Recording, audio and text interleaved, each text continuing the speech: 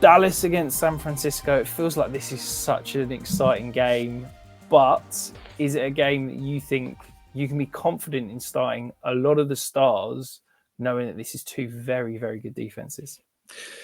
Yeah, I think this is kind of like a shows what you're made of matchup, this, because the Cowboys really haven't been pushed so far. Yes, they lost to the Cardinals, but like it's not really been a game where it's like, okay, let's get into pure volume and see what like that looks like. I think what we've seen from the Cowboys has been disappointing outside of Tony Pollard and outside of Jake Ferguson, who are both top 10 options at their position. Dak is the QB 21. Brandon Cooks is the wide receiver 91 in points per game, and Michael Gallup is the wide receiver 70 in points per game. So it'd be fantastic to see one of those get more involved in a game where they're probably going to need it. But Dak's average depth of target is 5.4 at a minute. That's a league low among quarterbacks with 25 attempts or more.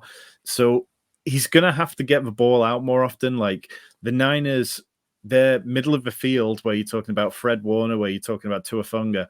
That's not where you want to be putting the ball. You want to be pushing the ball to the outside more. And we haven't really seen that from Dak in terms of consistently. So it will be very interesting to see how he does.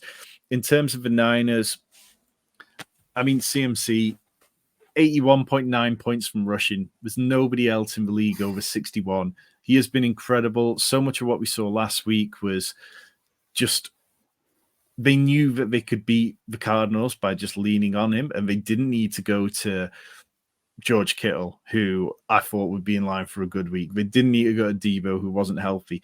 And it sounds like Debo isn't going to be healthy again this week, which then means that you can probably start Brandon Ayuk with more confidence. I think if you're looking at this for Sunday Night Football and talking about which players should I put in the captain spot, Brandon Ayuk will be incredibly popular. I think CeeDee Lamb will be slightly less popular, but we've seen enough kind of big games from CeeDee Lamb where he gets schemed around where I could make the argument for it. But yeah, I think this is the kind of game where you can start most players involved with it with plenty of faith, apart from Deebo Samuel, who doesn't sound 100%, and he's not a player who we should possibly be starting when he's not 100%.